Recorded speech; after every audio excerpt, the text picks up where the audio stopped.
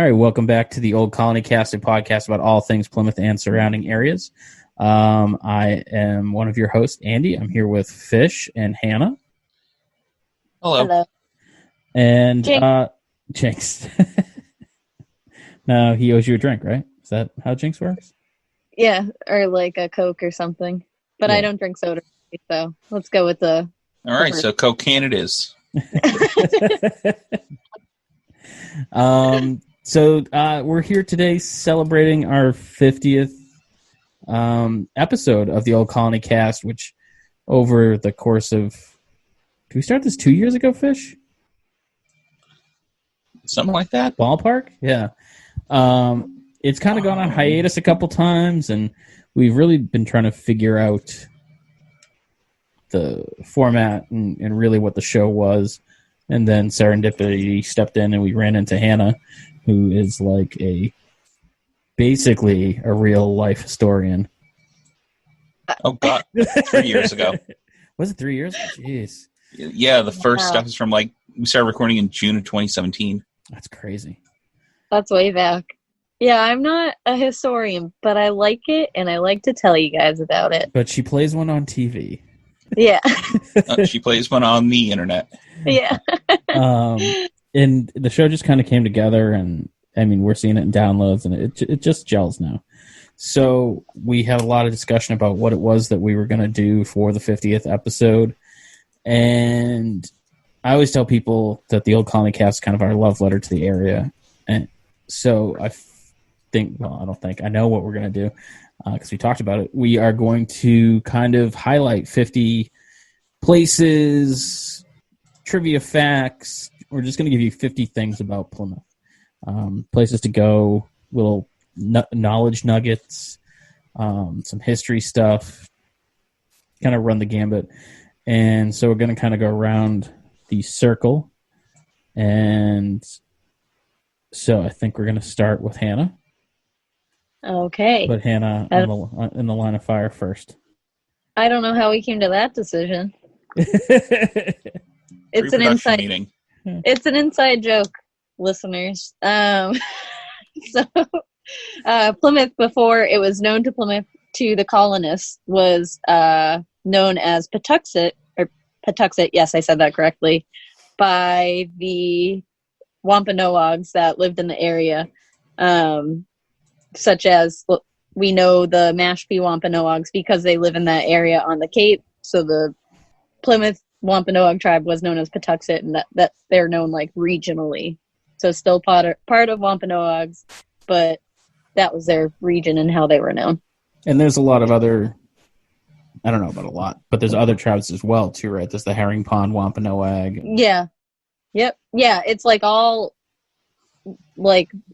pretty much based that they are known, from my understanding, known for where they occupied and what they called that occupied area. So yeah, lots of different sections of Wampanoag tribe. Probably saying that wrong, but trying my best.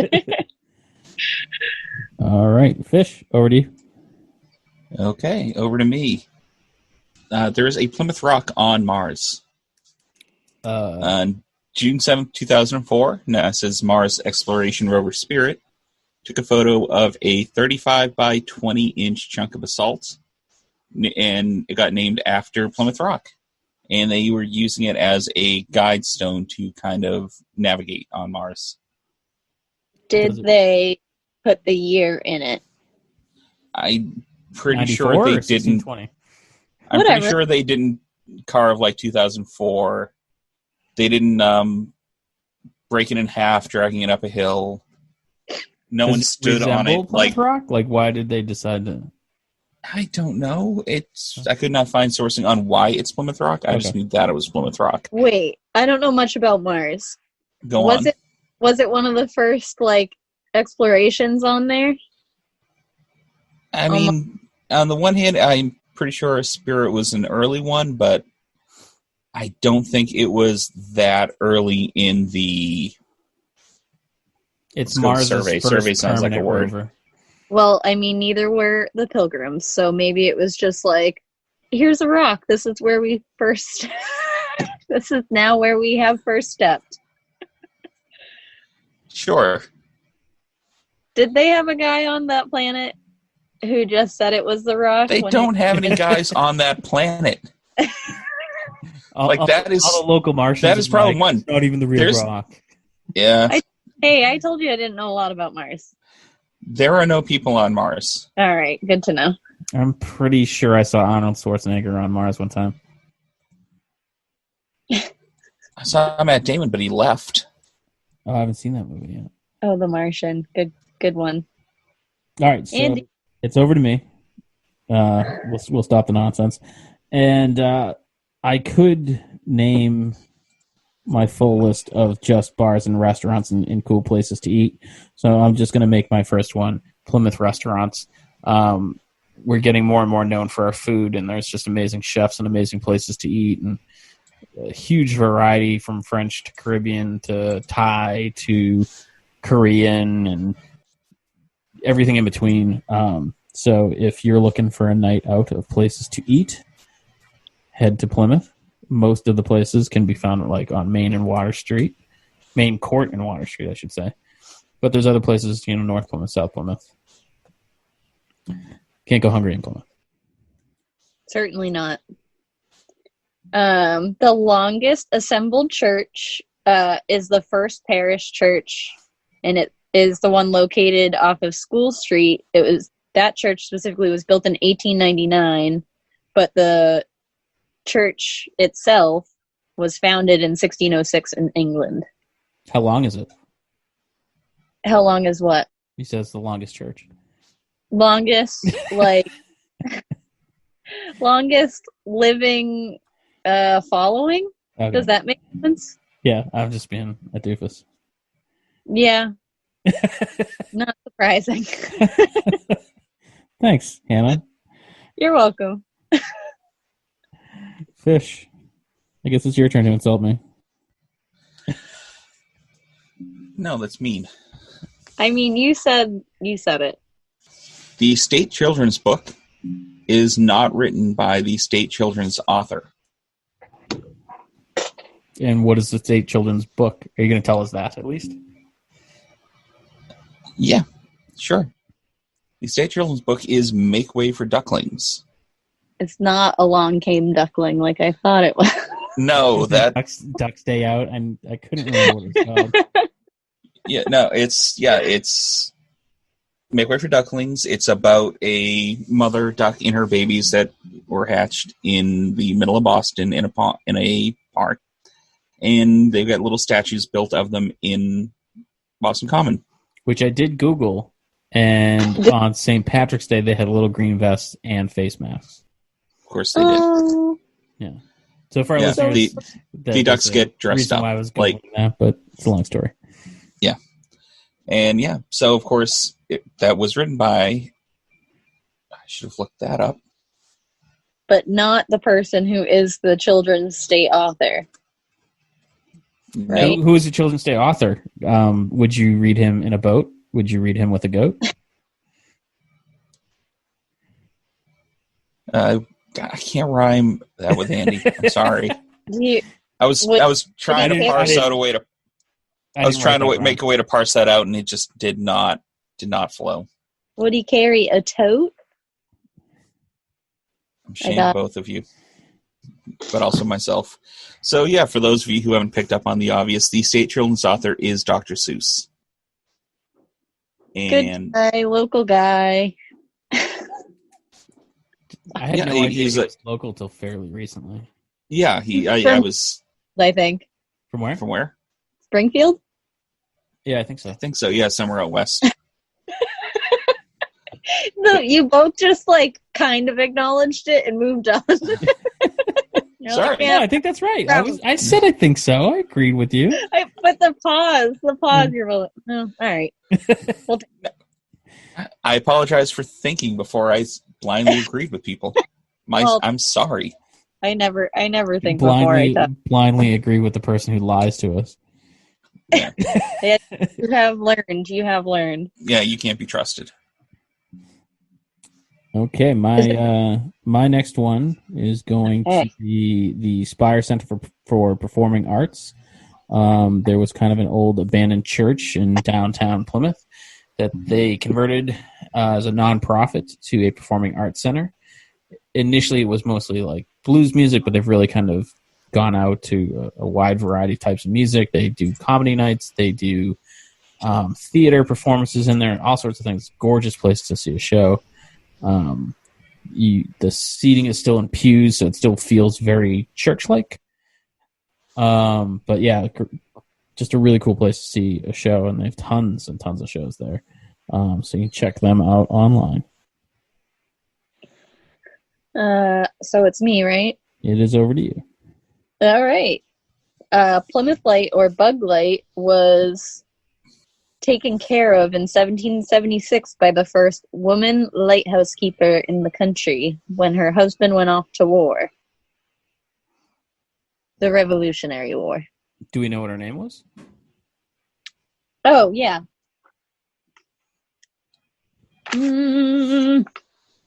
What is her name? I don't know. Are we singing this? Yeah. This is our musical episode. Oh, guys, it's been fun. I'll see you at the end. Hey, her name is, get this, first name Hanna. And last name Thomas. I just like that I could not remember Hanna. her name. And it's That's mine. weird. Okay. Shout out to Hannah Thomas. All the Hannah world. Fish, over to you. Okay. So the first radio broadcast of music to a general audience took place on Christmas Eve, 1906, at Brant Rock in Marshfield. Reginald Fessenden played a phonograph record of Handel's Largo, and then in what I can only assume is a feat of incredible ballsiness, busted out his own violin solo and played "O Holy Night." Yeah, wow. Which, if it's the first time it's being broadcast to people, and you're playing your own stuff, that is brave. Very. That's cool. Yeah, I respect this music. It's like, now that you've heard Handel, hold on. Here, I can do better than that. See, that's how you think. Me, I think he was probably playing Handel, and whatever he was playing on died, and he's like, "Oh crap!" Oh yeah, improv. I gotta recover. He just happened to have his violin with him, right? I don't own a violin, but I expect if I had one, I might bring it around a little more often. Mine is going to be my personal favorite day in Plymouth. There's tons of things to do. There's always stuff going around. But the Thanksgiving Day Parade and Parade Day itself is one of my all-time favorite things. There's the parade itself. It's like the second biggest Thanksgiving Day Parade in the country. There's floats. There's bands. This year was even bigger than last year, in which I think they were planning a huge one this year, but we'll see what happens. And once the parade's over, there's Civil War and Revolutionary War reenactors that camp out in Brewster Gardens, so you can kind of walk through their encampments and see what that's like. There's been alpacas, kind of like a petting zoo style. There's all sorts of stuff. There's music. All the restaurants do some, cool things to keep people in town after the parade, and it's just one of the most fun days to be in Plymouth. So I think Fish experienced Parade Day for the first time this year, right? Or last year? Yeah. Last year was my first Parade Day after years of saying I should totally get down to that, and then never getting the day off. It's a great time.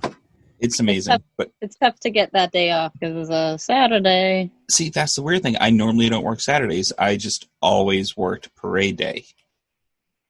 But it's the Saturday before Thanksgiving. But you just happen to always work that Saturday. But I was like, what? Yeah, I always end up working on that Saturday, but normally Saturday is one of my days. Gotcha. Okay. Yeah, it is a fun time. It's definitely my favorite Plymouth event. I always appreciate the parade vendors. Mm-hmm. The guys that push the little carts with the annoying horns. Where do they come from? Where are they any other time of the year? At other parades? Other parades? I would think. Are they just traveling parade vendors? I kind of assume so, yeah. They just live out of those little shopping carts they push. It's that, or there's one giant company that hires them on is like day labor for, here's your carriage full of stuff, go. It's good stuff. They got those aliens. Big fan. All right, back to Hannah. So the Pilgrim Hall Museum is the oldest museum in the U.S. and was founded in 1820. The building we see today was updated in 1922. So it was the original location from 1820, but didn't look quite like what we know it to be today. It was updated quite a while ago, still 100 years ago. So they gave it just a facelift kind of thing?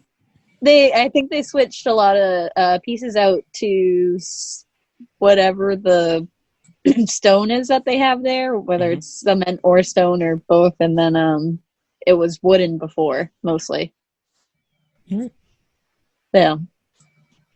Fish. All right. Plymouth was not the first European colony in New England. It was the third. The first was up at St. Croix Island, which is on the border of Maine and it's Nova Scotia in Canada. Is that where they make the seltzer? No, because there is nobody living on that island anymore. Okay. It is, in fact, completely abandoned and blocked off. You can't get there. But it was originally settled in 1604 by France, but after a year, they relocated to a less important to the story port. They moved to somewhere up Nova Scotia.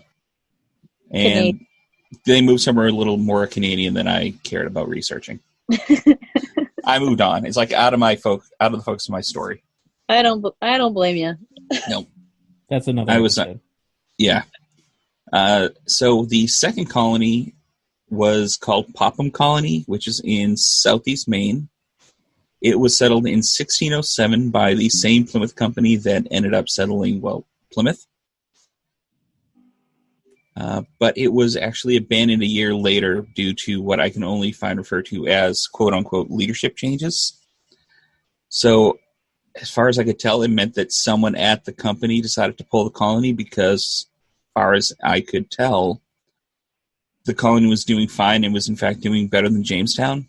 Like survival-wise, it wasn't losing nearly as many settlers. It was surviving. It was also the site of the first European ship built in the New World, which crossed the Atlantic at least If it was built here, twice. Would it not be a European ship? European style. Oh, okay. Gotcha. Like, there's a difference between, like, a European style ship and the boats that were being built by the natives. It's a whole different thing. Yeah. So, yeah. So the ship crossed at least back to England and back to Virginia because it was actually one of the ships sent as part of the relief fleet to Jamestown later. And then they lost the site and didn't rediscover where it exactly was until 1994. So somewhere in the... Where it was, and then they knew there was a settlement in the... I'm gesturing with my hands because that's good radio. They knew there was a settlement in the general area, but they didn't exactly know where it was, so they kind of had a general sense until they tracked it down in the 90s. All right. Back in the modern day, if you are looking for things to do on Wednesday night, there is an organization in Plymouth called Project Arts, and Project Arts puts on free concerts during the summer every Wednesday night, and it is in a little pavilion right next to Plymouth Rock. It's right on the water, and people set up their lawn chairs and bring coolers, and it's very heavily attended. It's a great time, and even some people with boats will pull their boats up and listen from the water. They've had a ton of local, I'd say some of the best local bands around. They've gotten some really locally big names there, and it's free, it's family friendly, and it's a cool thing to do on a Wednesday night. Sweet, my turn, right? Back to you, Hannah. Hedge School in North Plymouth is the oldest functioning school in town. It was built in 1910, and it was followed very closely by the building of Nathaniel Morton and down on the waterfront. I think it was 1911. So both are over 100 years old, right? Yeah, that's crazy. Is the Hedge School related to the Hedge House? Is it like that? Not that it's right next to Hedge Pond, so I'm gonna imagine that anything with a name after someone is like has to do with like anything else named that, as we've seen in Plymouth. Yeah. But it's literally right next to Hedge Pond, and it's I don't know if it's still like this, but up until very recently, the kids that attended the school only walked to it. They didn't have any buses. But I think there's buses now. Yeah, because it's so like central in the neighborhood. And then Cold Spring is also in North Plymouth, upstandish. Mm-hmm. So like that North Plymouth neighborhood has two pretty large elementary schools, and both are walking schools. Wow. That's crazy. Which I was always very jealous of kids that got to walk to school. I lived in the middle of the woods. I walked to school. I would have until high school. And when I walked to middle school, I walked really far. Like I walked pretty much halfway through Whitman to. But that's like a mile. Yeah, but it's still pretty far for a kid to walk. And I can literally say I walked uphill both ways in the snow. I was just going to say I would have had to do that, but there was no way they would let kids walk to my school because it was like the road was just so dangerous and not for pedestrians at all. There was a poor kid that lived right across the street from the school and had a crosswalk, and he like wasn't allowed to walk. He had to take the bus all the way down the whole bus route and come back to school. It was really funny. Oh, God. But yeah, they didn't even have sidewalks on most of the streets between me and my school until I was in college. So it was very much not an option to schlep down 104 and hope nothing hits you, because it's probably not going to work. Right. All right, Fish, back to you. Alrighty. So the highest point in southeast Massachusetts is Great Blue Hill at 635 feet tall.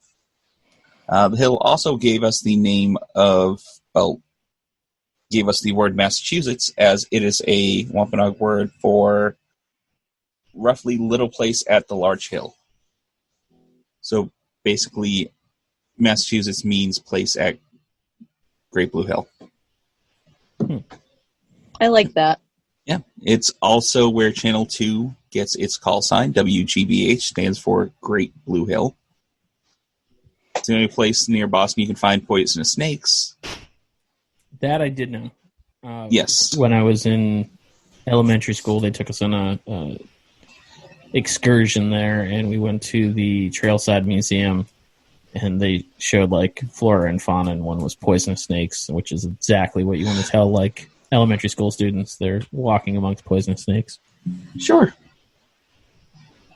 Yeah. I also found out that nowhere in Massachusetts drops below sea level, which I wasn't sure about, because I figured there'd be some like little river valley, but no, the whole thing is above the water table. Wow. That's really cool, actually. Go Mass. Yeah. Look at us all not sinking. Awesome. All right. I am going to go with Plymouth Farmers Market. That's held every Thursday at the Plymouth Plantation.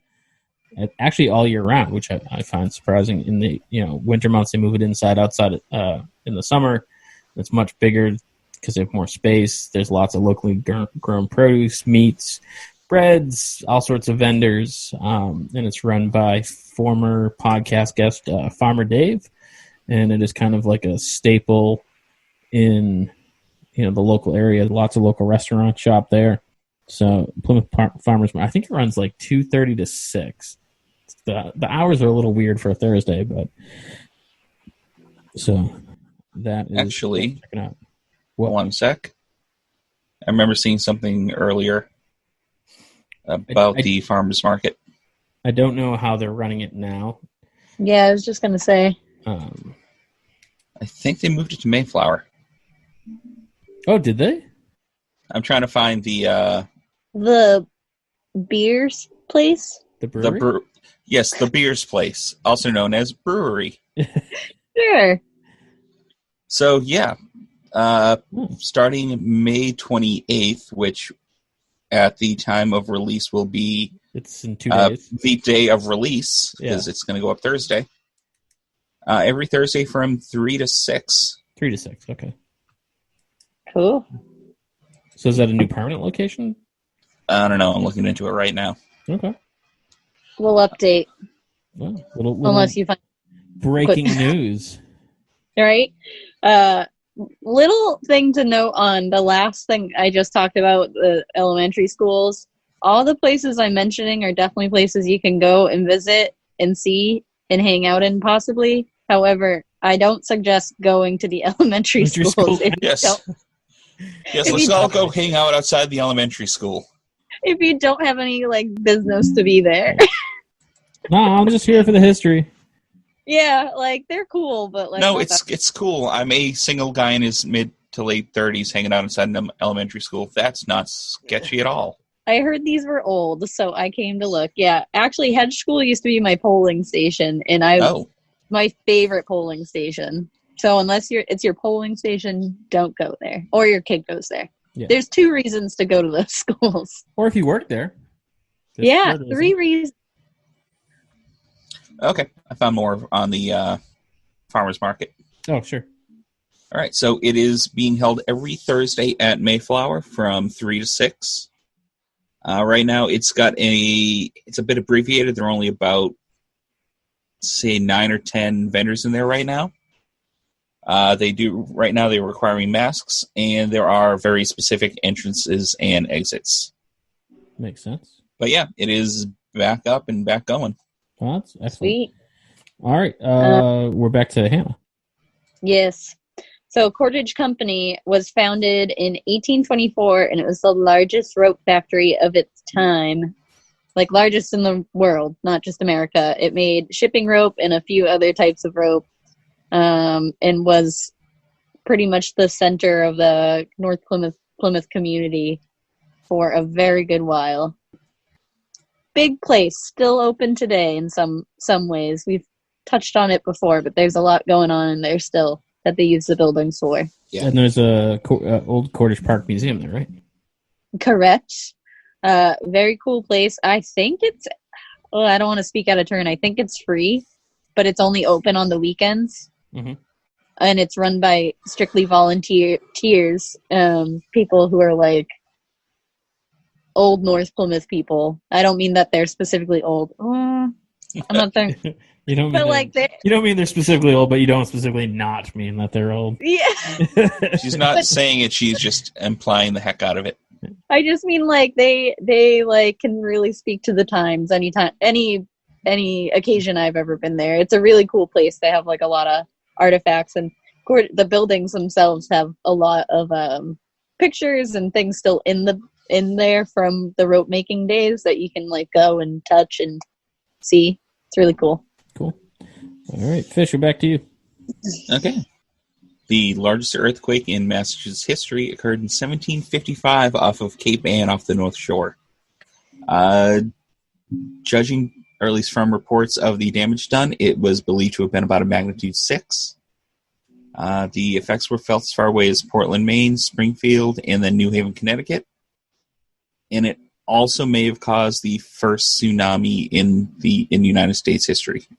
Or, colonial history, I guess.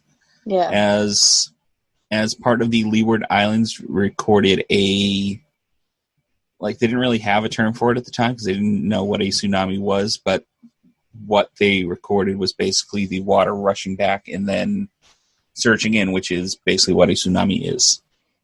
I can't imagine a magnitude 6 earthquake hitting us. It'd be crazy. I know. And as far as I can tell, there were no deaths. Well, there was probably not any tall buildings to collapse on people. And Yeah, but even a little building collapsing on you is not great. Yeah. And I can't really think they were doing like earthquake proofing in 18th century Massachusetts. Definitely not. Or 21st century Massachusetts, now that I think about that. I think I just listened to this thing about the first like fire marshal was in Boston in the country.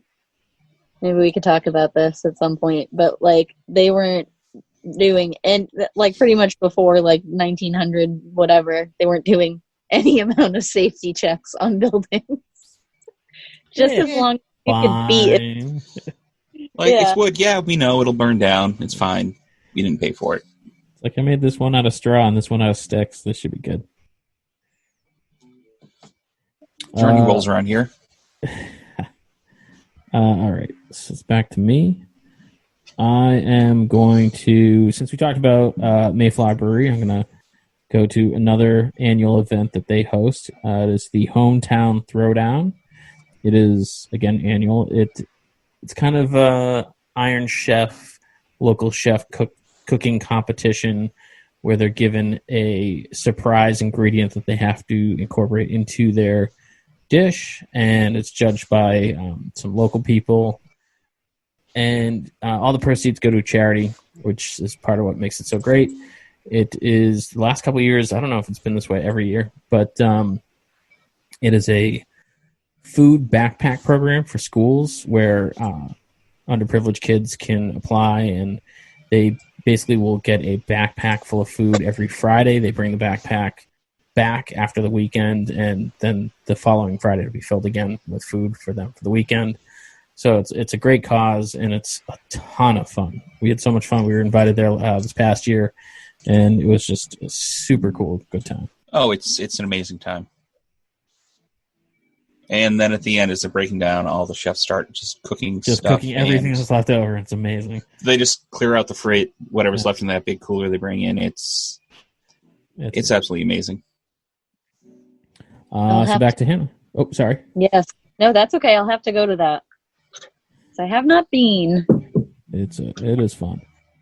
You really sold it to me. If you like food, yeah, I mean, if you don't like eating, then I partake. Partake. I'll go. It's fine. So Plymouth binder twine was made in Cordage Park and was the inspiration for the car brand Plymouth, from just the name of the twine, because it was sold so regularly. They're like, Plymouth's a cool name. Plymouth cars. Because of twine? Yeah. That's weird. I always assumed it was just named after the town in Michigan. Yeah, no, apparently it's from the twine that was named made in Cordage Park. Huh. That's crazy. It says it was the inspiration, but like they just took the name. Yeah. So, right? It's like they were. Yeah, I assume the cars weren't like made of twine. Yeah. They were at the naming meeting, and they're like, "Carl, you have the name for this, right?" And he's like fumbling with a spool of twine. He's like, "Yeah, Plymouth." That's how it happened. It's fact. I believe it. Fish, over to you. Okay. All right. So the Fig Newton is 40 years older than the chocolate chip cookie. All right. So the Fig Newton, which up until I found this out, I did not realize was local or nearly that old, was created in 1891 by the Kennedy Biscuit Works, which ended up becoming Nabisco, and was named after the town of Newton.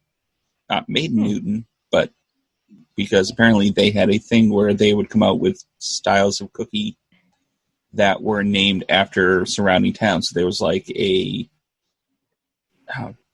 like a Dorchester cookie, and then like a Billerica cookie, and like a Weymouth. Newton. Was there a Lynn cookie? I wouldn't. Look, I'm sure like late 19th century Lynn was a very different town. Was it?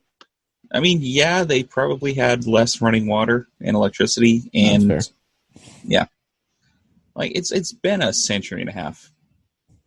But yeah, and then as we all know, because and he went into it at some detail on an earlier episode. The chocolate chip cookie was invented in Whitman in 1931. Yes, it was. What was chocolate chip named after? The small town of chocolate chip that later became known as Hanson. Oh, okay.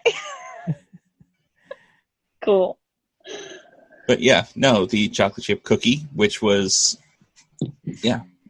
because she wanted to make chocolate cookies and didn't have the baking chocolate. So she busted up a bar of chocolate and tossed it in, and it didn't melt.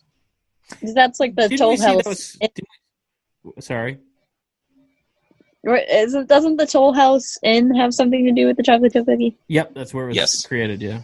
That's where it was, okay. Yeah. Wasn't that story apocryphal, though, that she was trying to make a chocolate cookie?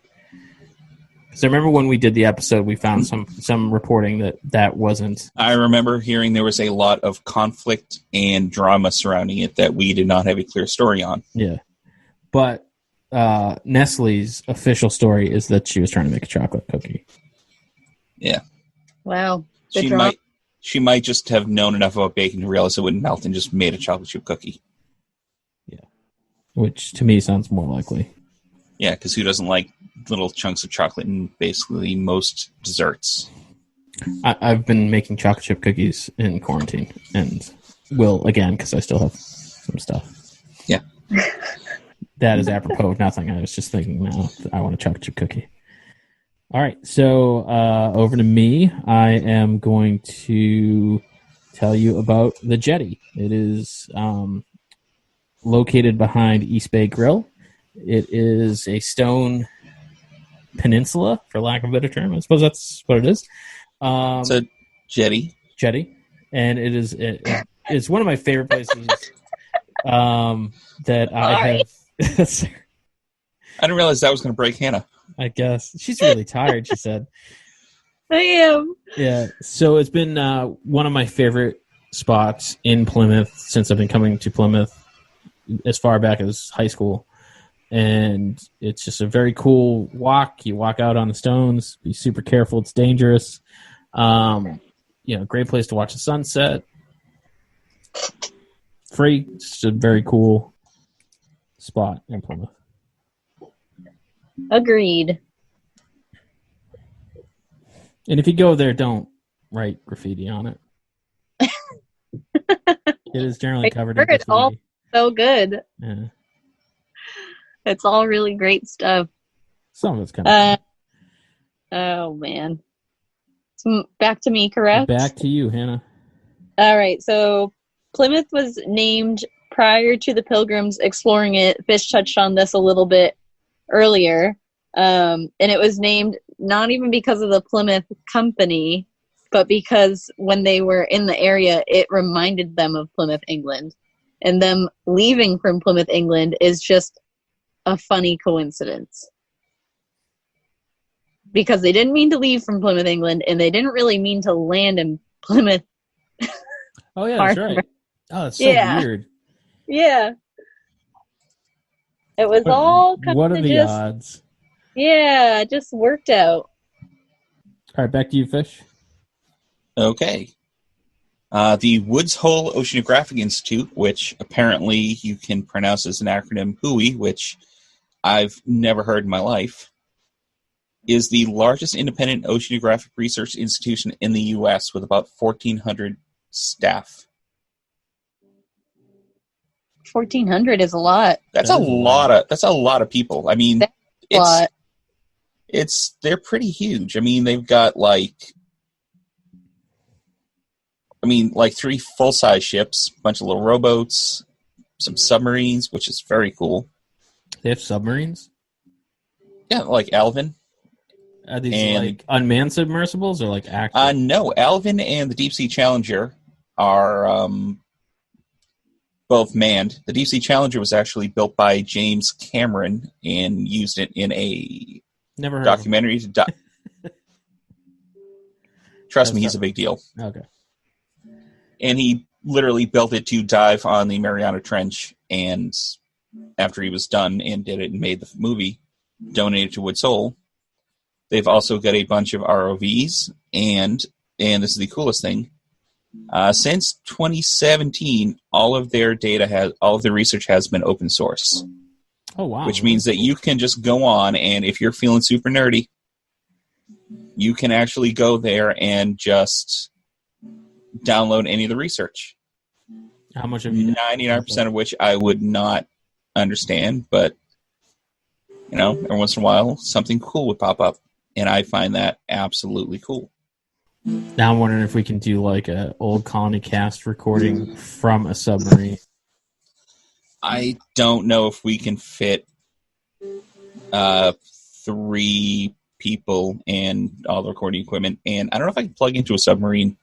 We could use the mobile recorder. I'd be down with that. I'm sure we could all fit into, like, Alvin. I think I need to see a picture of Alvin. I'm gonna look this up. Just Google DSV Alvin. All right. But not Theodore or Simon. Came right up. Alvin's pretty big. All right. Yeah. All right. I'll see if I can make that happen. I mean, you could totally fit in it. That doesn't look too alarming. I mean, you can fit 2 scientists and a pilot, so we could all fit in there and just not move. I'm down. Yeah, all right. All right. Andy, you got an email to send. Okay, I'll get on that. I am going to go with the Plymouth Center for the Arts. Plymouth has a huge art and music community, and the Spire takes care of the music end, and the Center for the Arts takes care of the visual arts. It's fully operational art museum, full of local artists from kind of all over Massachusetts. They get a ton of people in from all over the place. It is in an old library, I believe, is what it used to be, and it's actually in construction right now. But it should be open relatively soon. It's a cool building. They're generally really nice people. We've worked with them in the past. They've kind of let us take over the art museum for a night, which was crazy. But if you're into visual arts, and it tends to be more traditional stuff, but still a cool place. Back to you, Hannah, for the halfway mark. The halfway mark. So Henry Harblow, I keep saying his name incorrectly. Very unlike me. So started the Plymouth Plantation in 1947 as just 2 English cottages, or recreated English cottages on the Plymouth waterfront. I'm not 100% sure that the 2 that are down there are it, but I'm pretty sure they are. Okay. Yeah. But then Plymouth Plantation has since moved up Warren Ave, kind of towards Plymouth Beach, and grown quite a bit from 2 English cottages. It's a fully reenactment area for what Plymouth Plantation was, and has an area for Wampanoag tribe. Like, it's like what do you call it when it's historical acting? Reenactors? But they're not reenacting. They're if you walk in, they're treating you like a visitor there, and not like necessarily acting anything out. There you can like ask them questions and things like that. Interactive historical acting, something like that. There's a word for it. There's a lot more there. A museum, There's other a movie things. Theater too. There is a movie theater. Also, you can have your wedding there. You can do whatever you want there. I'll remember that. All right. Hannah said I can do whatever I want here. You can do whatever you want there. And he gets arrested. Why are you calling the police? They have a whole cafeteria. I've tried the chicken fingers about 15 years ago. They were fine. It is very hard to screw up chicken fingers. They were fine. They were fine. All right, Fish. All righty. So the first department store Santa was in Brockton in 1890. James Edgar of Edgar's Department Store went into Boston to get the suit tailored for himself.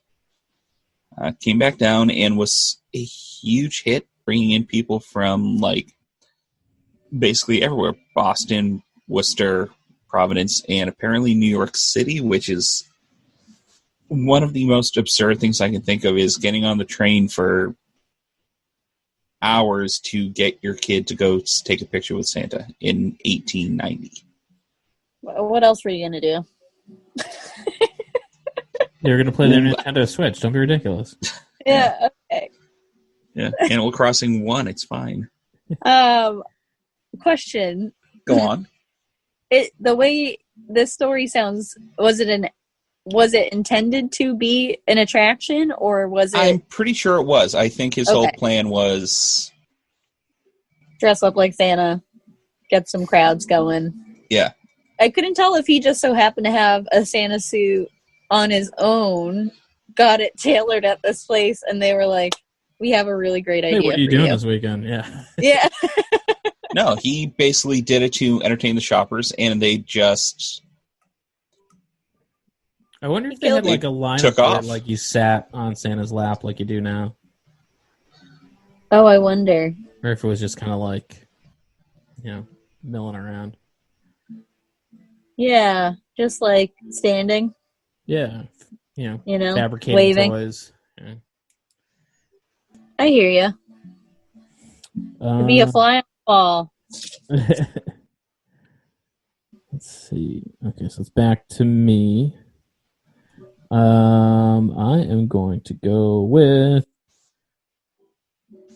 the Plymouth Waterfront Festival. It's one of the biggest events in Plymouth. I feel like I said that 4 times this episode, but this one is legitimately insane. I think they had 15,000 people there last year. It's all on the waterfront. They shut down the street. There's vendors, there's food trucks, and then everyone else in town tries to kind of get on board. So last year they had Porch Fest, so you could wander around and different people's homes had musicians playing on the porch. It's just a huge event. It was insane last year. You could barely you couldn't move. You'd get in the crowd and you'd just be, well, I'm going this way. I can't stop. I can't turn. I'm just going to wait for the flow of the crowd to spit me out somewhere and move on with my day. Pretty much. And there's all sorts of vendors and information booths and local organization get booths and stuff. It's a day. Quite. I've worked that day before.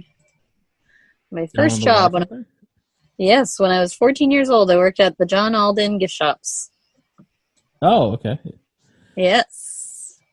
Everyone was like, does your family own this? I was so little, young looking. They were like, are you allowed to be touching the money? What's going on here? But we would sell hermit crabs and stuff. It was a good time.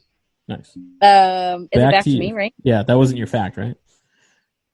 That would be really cool if I just shared all my facts were and my just second job.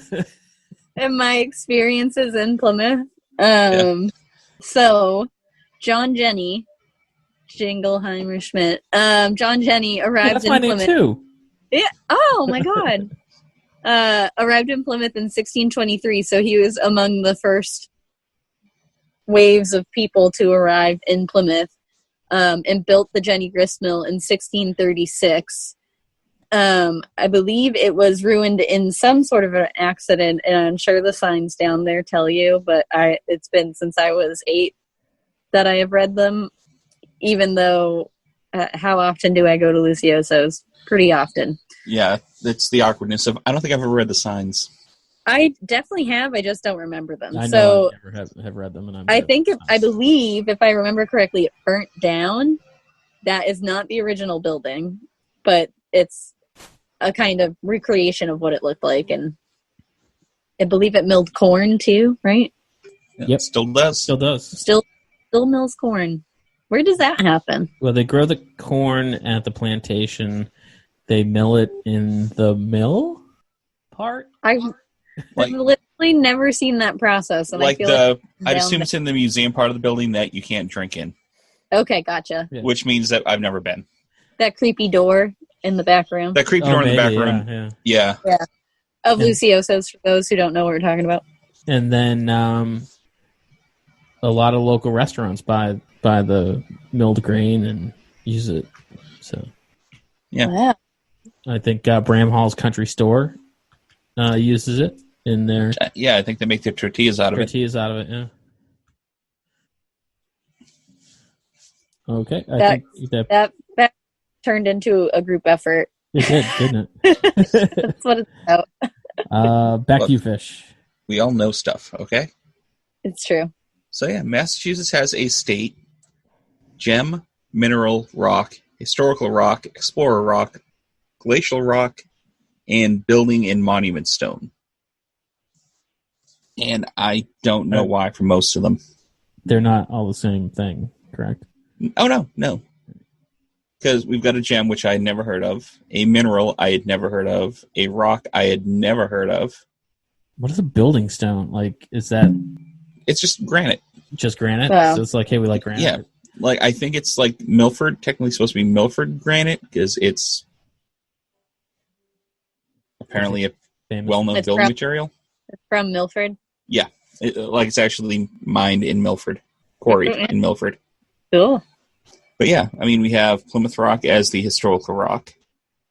The Explorer Rock is Dighton Rock, which I don't think is actually in Dighton anymore, but... It's in Berkeley. Yeah. Did the rock move, or did no, I just think Dighton moved. Oh, okay. Yeah. Yeah. And then Glacial Rock, which is Rolling Rock in Fall River. No relation to the beer. To do with the okay. I checked. I seriously, I checked, because it's like, really, guys? Which I'd never even heard of. Neither had I until I was looking down the list of state things. Yeah. In my mind, it is an enormous, like, house-sized rock. No, it's like your car-sized. And I drive a Mini Cooper, so that's not very big. Yeah, it's a good-sized rock. It's just not, like, pretty big rock. Monumentally huge. Or historically important. Or round. So. It's not round either. No, but it rolls. I just assumed it was round. That's really weird. No, it rolls, and by rolls, they mean more wobbles. Yeah, it's on like a little podium. Like you used to be able to like roll it one way, and then it would roll. You could roll it back the other a little. Huh. But it's not. It doesn't roll anymore. They secured it to the ground so it wouldn't wobble. Oh. So now the Rolling Rock no longer rolls. Wow. Is that where rock and roll came from? No, Andy, I'm not going to. No. That's more impressive than I thought it would be. Yeah. Like is it more or less visually impressive than Plymouth Rock? I think it's more. I'd say more. Yeah. Like significantly more. Yeah, that looks crazy. Okay, in retrospect, it is considerably bigger than a Mini Cooper. Yeah, it's like 2 Mini small Coopers. Bus. Yeah. Minivan. Minivan. Minivan. It's minivan sized. Yeah. That is neat. Enough about rocks. No, I'm joking. I could talk about them all day, folks. Hannah's not a historian; she's a geologist. All right, so it's over to me. Fine, Hannah. We will make this podcast all about geology and history at some point. So I'm actually going to talk about a local business. This one's fairly new, but super unique. If you like pickles, we have the Pretentious Pickle. It's located kind of across the street from the jetty. And it's just really cool, local made. She makes everything right there, and she pickles anything and everything you can imagine. Brussels sprouts, asparagus, okra, cauliflower, eggs. So if you're into pickles, it's worth a stop. And Have you guys ever everything? Have you ever tried a pickled egg? Yes, fairly recently, because I told Lorraine that I'd never had one, so she insisted I try one. I can see why people wouldn't like it, but I enjoyed it. I thought it was pretty good. I love eggs and I love pickles, so I feel like why not? You know?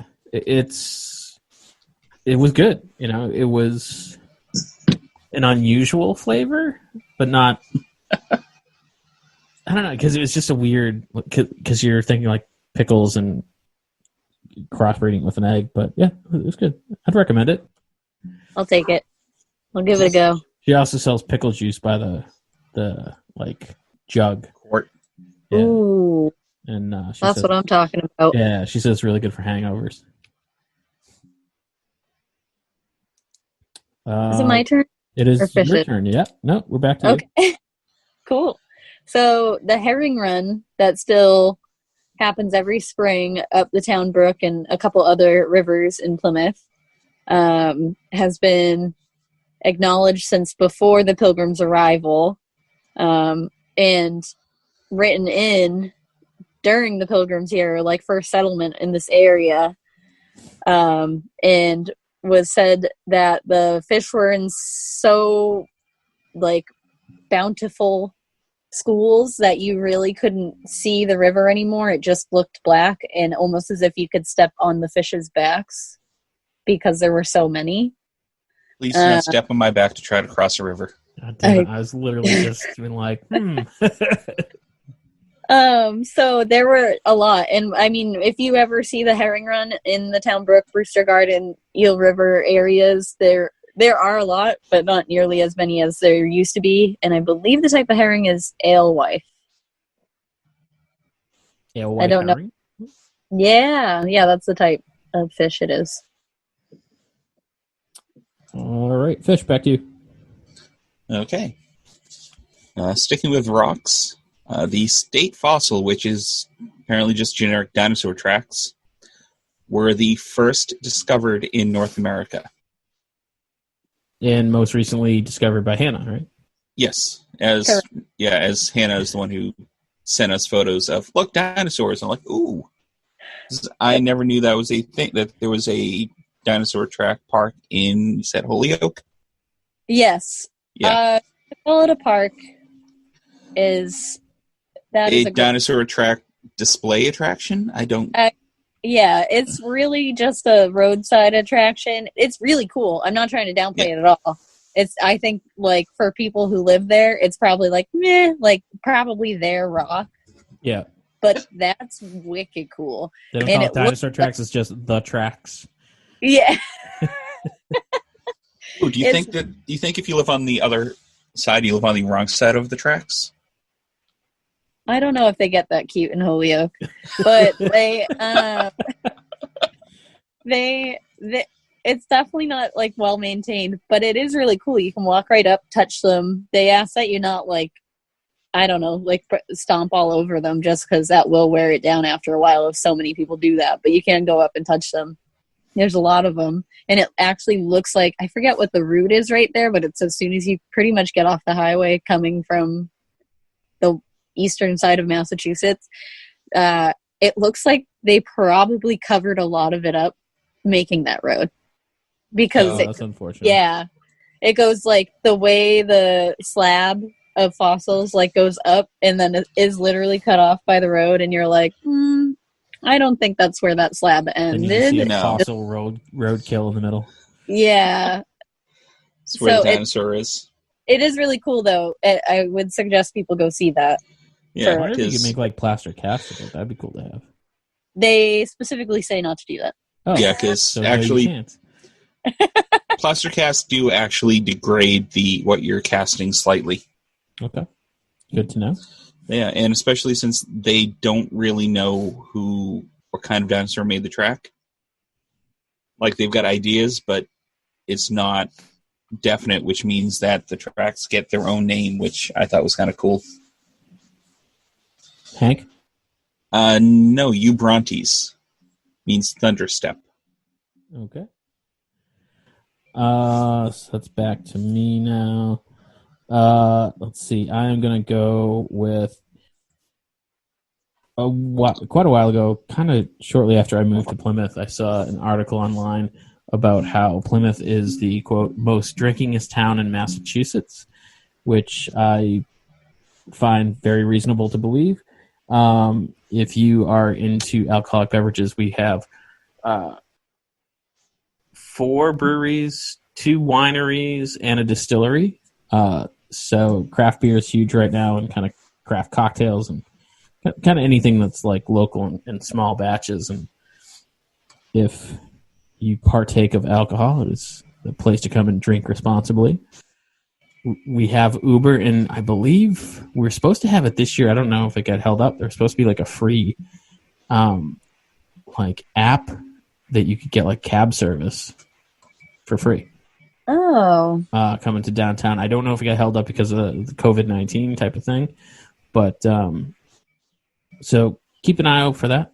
A good way to kind of get around town and being responsible as you have a couple of beverages. Yes, there's also Lyft. Yeah, Lyft, Uber. Uber and Lyft. Imagine if we didn't have one for whatever reason. There's also Mayflower Cab. Yes, I've taken that many times. No, wait, that made it sound like I took it from downtown. That was a long time ago. I had like a really weird work schedule, and at this point in my life, I didn't have a car. So like the one dude that runs that cab company would pick me up at like 5 a.m, and he'd be like, "Hello," like every day. This was a long time ago. So we have alcohol and transportation. Back to you, Hannah. Oh, yes. So Miles Standish State Forest was founded in 1916, and it is known for the glacier-deposited ponds, which are called kettle ponds, because of the way the melting ice formed the pond that was left behind by the glacier. I was still a little unclear about what the kettle idea of the ponds are, but I do know those ponds are pretty deep, so maybe a certain depth qualifies as a kettle pond, like versus like how wide the pond is, kind of thing. But yeah, Miles Standish State Forest, obviously named after I almost just called him our head of security. Miles Standish, he was like the head of security in Plymouth. So anyway, named for him, and it is a really cool state park. Very big, and I believe the type of forest it is with the tree variations, it's the only one like that in the north side of America, or this side of America. Maybe not the north, maybe the east. Northeast? Northeast. Let's go with that. That's a safe bet.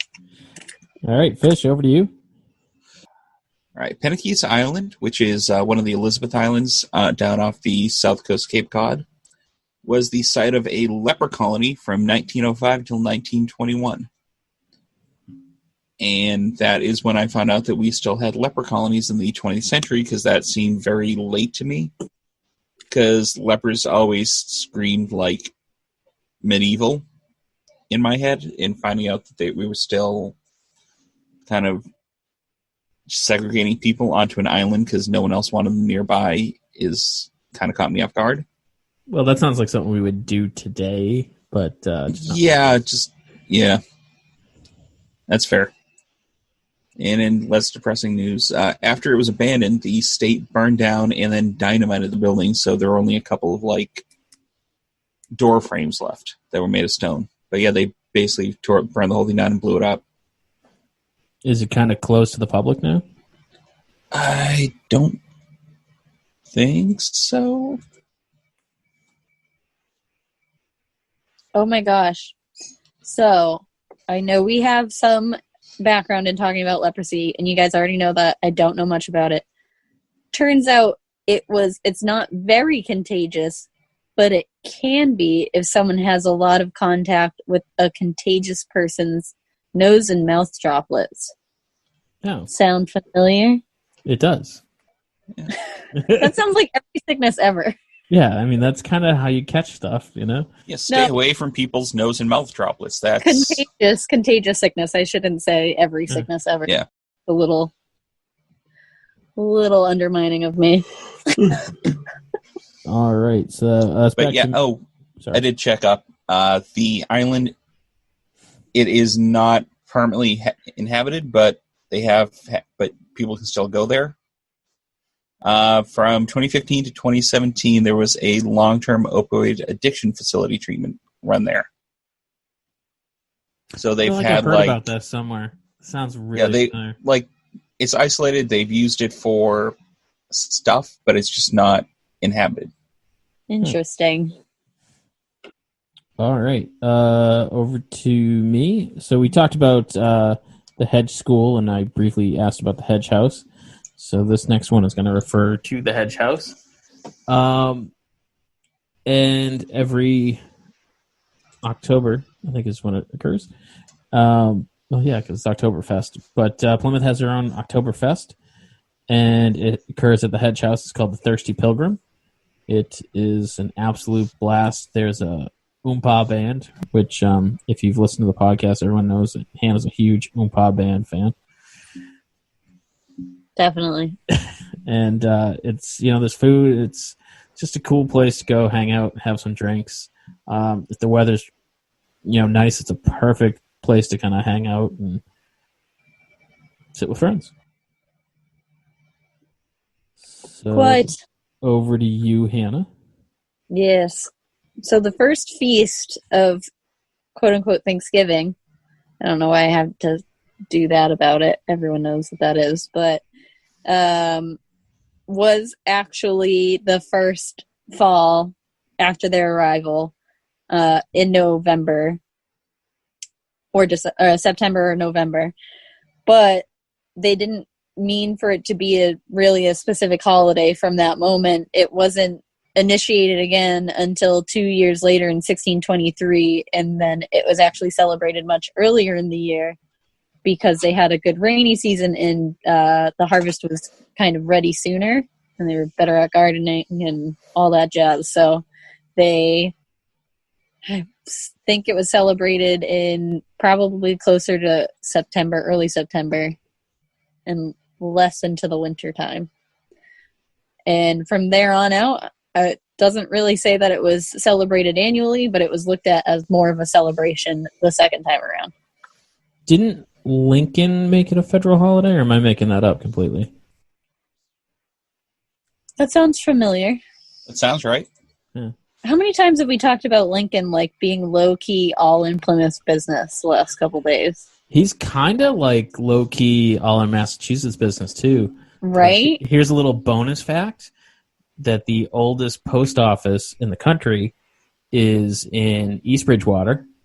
It's called the Elmwood Post Office. It's actually it's like a flower shop now. Yeah, and so it's still functioning as a post office. It's kind of like a barely bigger than a cubicle, and it was commissioned and dedicated by Lincoln. Wow. So he must have been a fan. Definitely. Who isn't?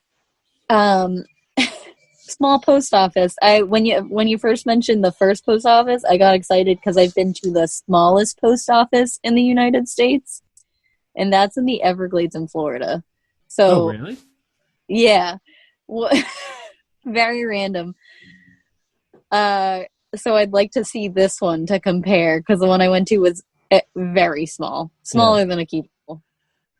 And again, it's a portion of another building, so it was like a general store, and the post office is part of the general store. But it's right on Route 18. It's really easy to find. It's at the junction of 18 and 106. Okay, I gotcha. Which is a pretty dangerous intersection. Drive safe. I used to live right there, and once a week there was an accident. I lost track. Whose fact were we on? I think that was Hannah's. That was Hannah's. Okay. Hannah, that was you, right? So, no, you just talked about... Wait. Thanksgiving. Yep, okay, so that was me. Yeah, it was Hannah. It was Thanksgiving, yeah. Yeah, okay, yeah. Yeah, then we talked about Lincoln and got sidetracked. Yeah. Okay, so over to you, Fish. Don't talk about Lincoln. He might have to. What a segue. Let me segue. Okay, go ahead. Like you ever listen to me when I speak. Literally, this is my job. All right, go on. Tell us about Lincoln, Fish. Fine, I'm going to tell you about Lincoln. In 1635, a Samuel Lincoln, originally of Hingham, Norfolk, England, was one of the founders of Hingham, Massachusetts. 174 years later, his great-great-great-great-grandson, Abraham, was born. Which is why we've been talking about Lincoln.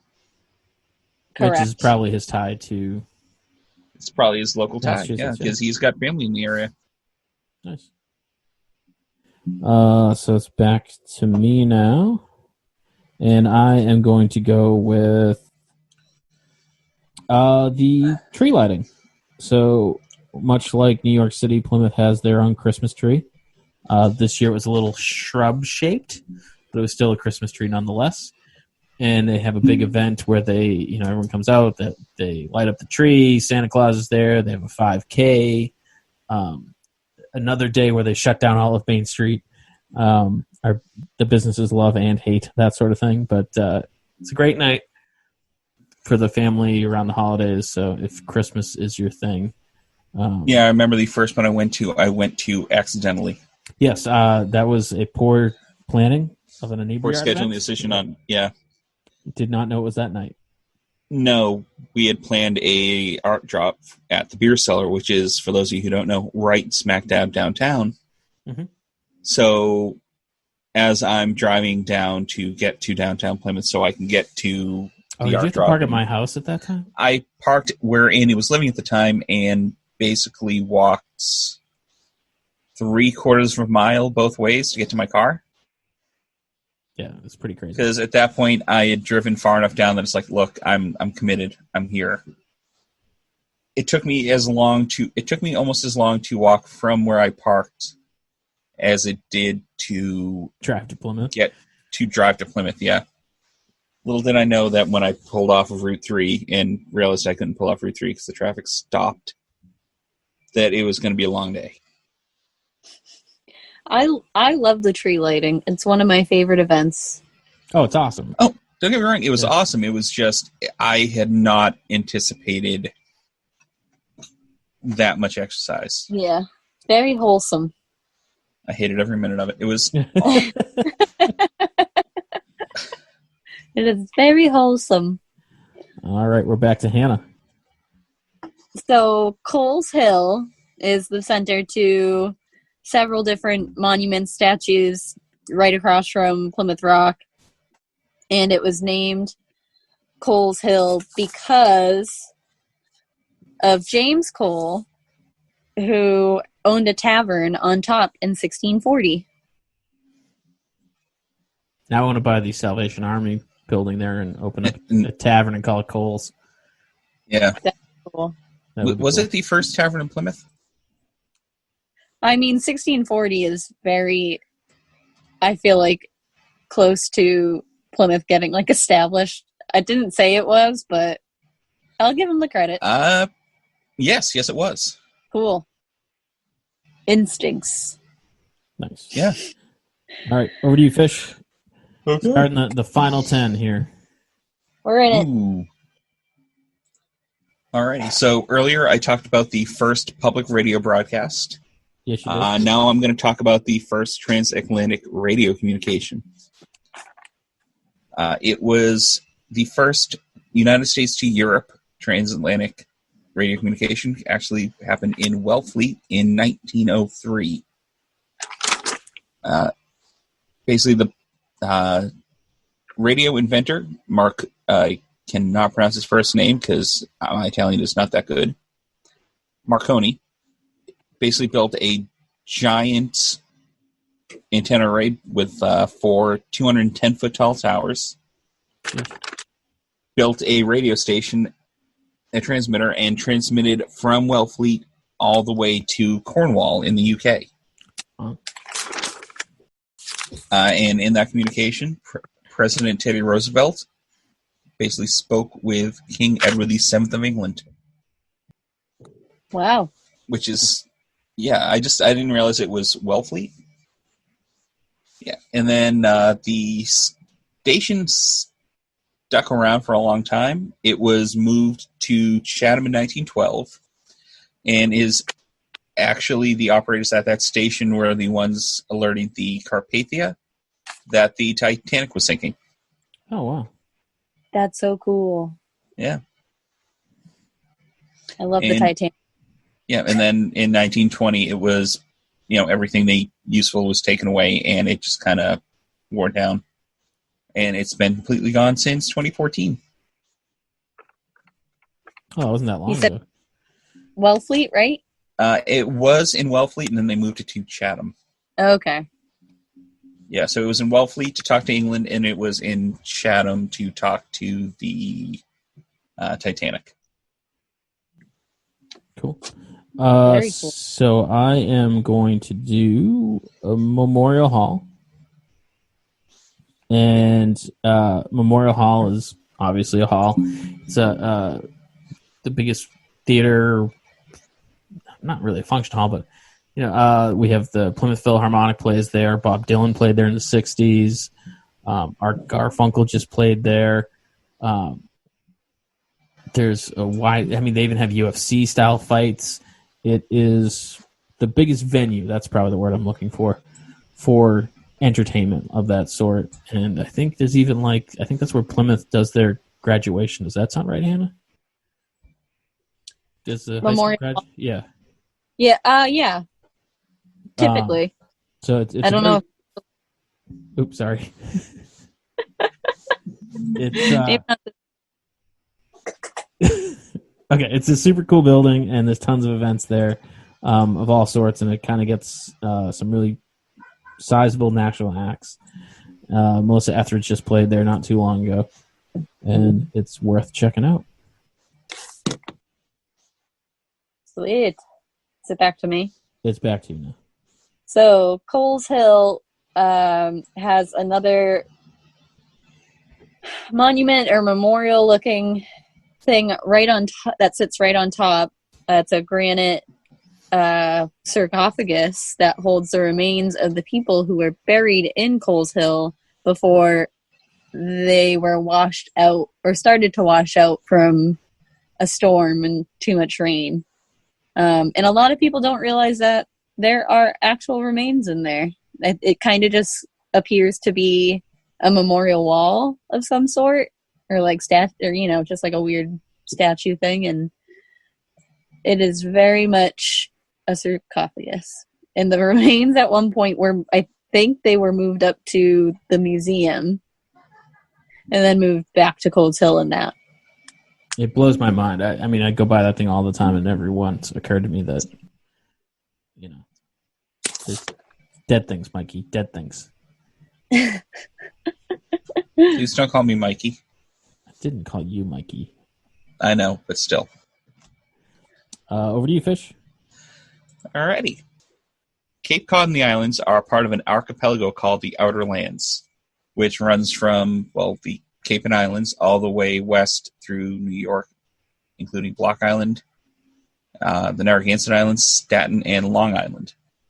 They are basically all connected because they are all termed as terminal moraine. As the glaciers retreated, they were basically the dumping ground of all the dirt and rock that were there. So they all kind of formed the Cape, the islands. And I didn't realize they had a technical term. I didn't realize. I like to consider the Cape Cod as an island, but I didn't realize. Yeah, I think it's included because it's part of the same feature. Mm-hmm. So it's basically, since it's all the same deposit, it's all included in the same thing. Cool. Gotcha. We forced it to be an island. And then we did make it an island.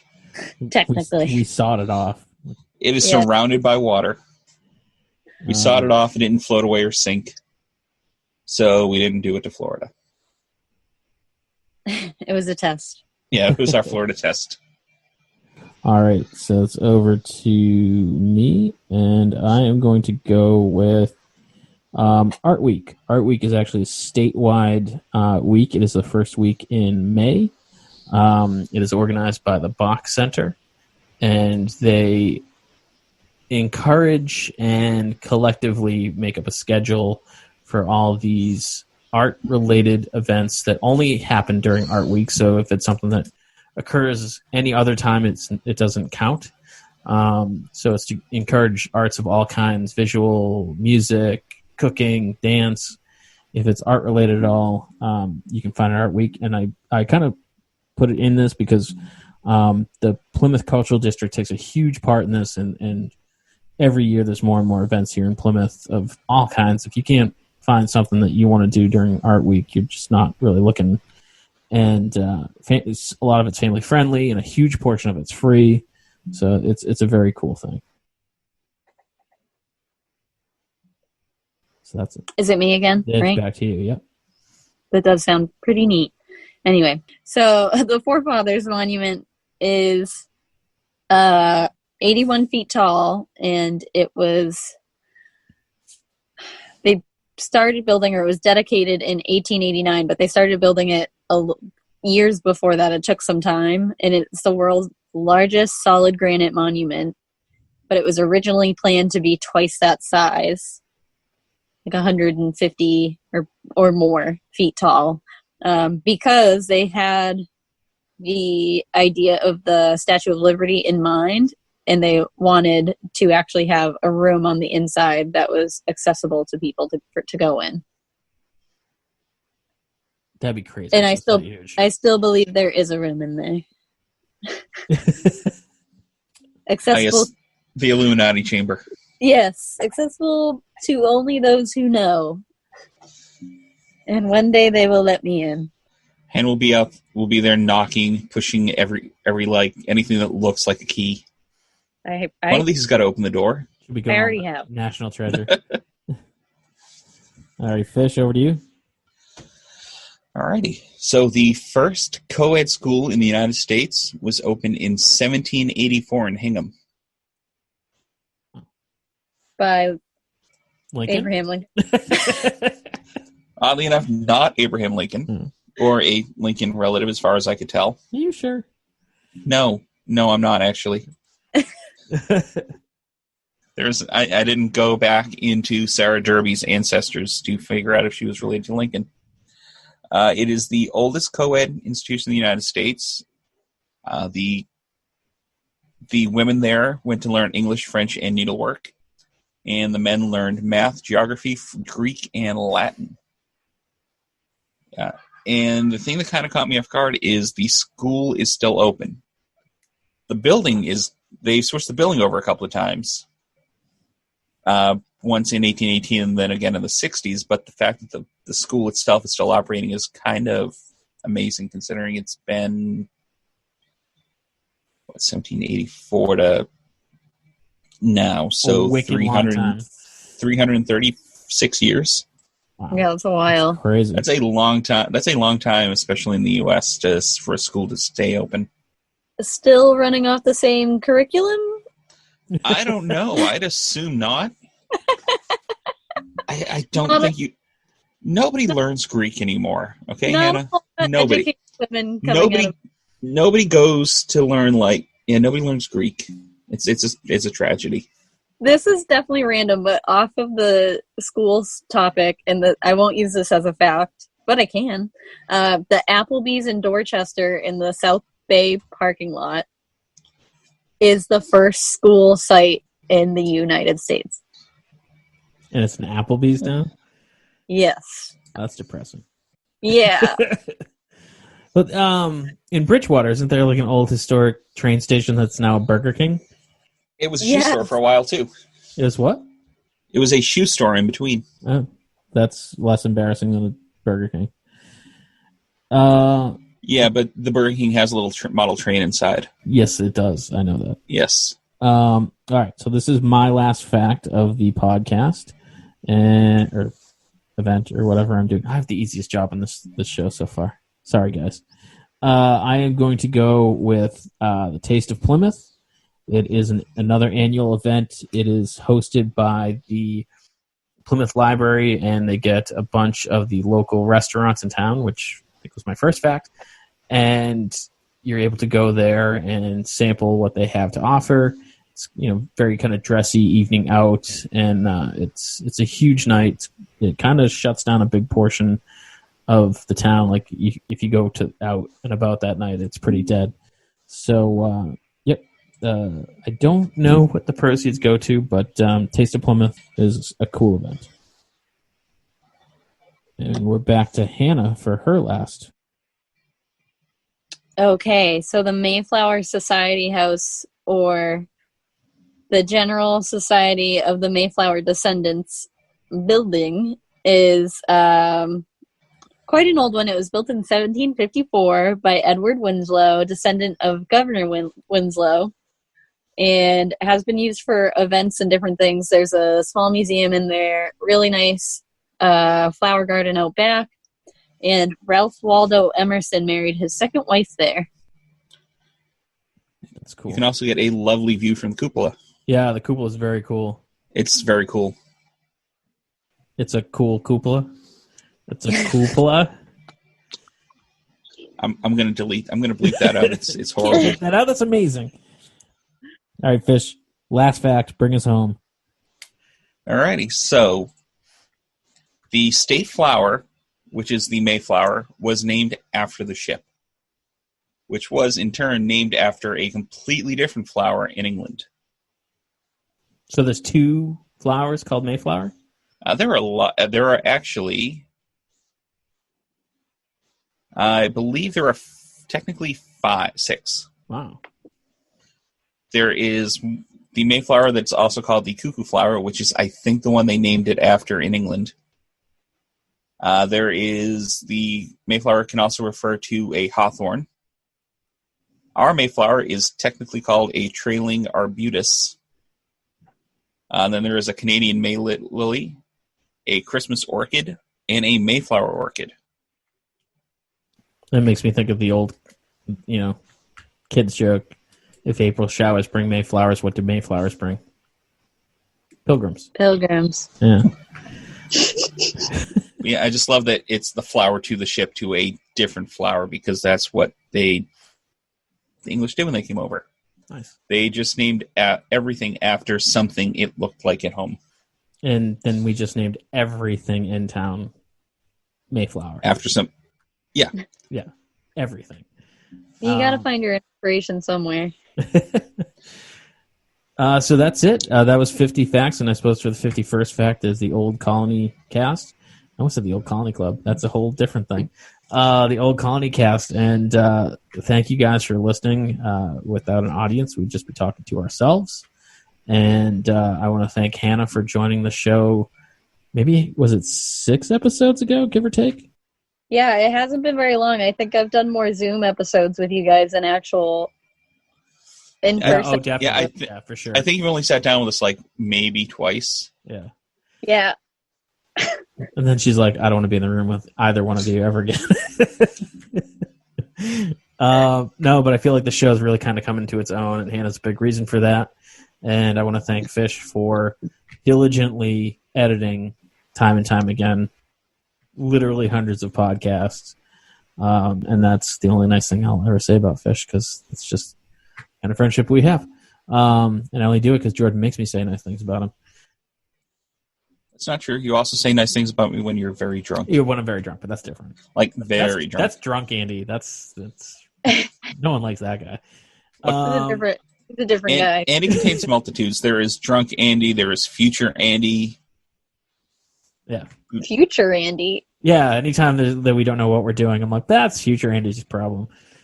Oh, okay, gotcha. Yeah, and we've learned that present Andy thinks past Andy kind of a dick. Yeah. Not a fan of past Andy. But, so thank you, everyone, for listening. If you have listened before, we don't have a sign-off, so we're just going to stop. You can email us at oldcolonycast@gmail.com for your suggestions for show topics, questions, complaints. Or suggestions. What's that? A sign-off suggestion. Sign-off suggestions. Or if you have... a little bit of information that maybe we missed, you feel free to key us in, because we love learning new stuff. And so this is the part where we stop talking. Just about, yep. Thanks for listening to the podcast. You can find us on all social medias at Inebri-art, except for Instagram, we're at Inebri-art6. You can email us with your questions, complaints, and whatnot at Inebri-art@yahoo.com. And if you're looking for more podcasts, you can check out the other podcasts on our network, Retro Redoctopus, America's Hometown Horror, and, of course, Bar Talk, Old Colony, and Inebri-art Podcast, the original. So check those out and subscribe and comment so we can reach more people, and thanks for listening.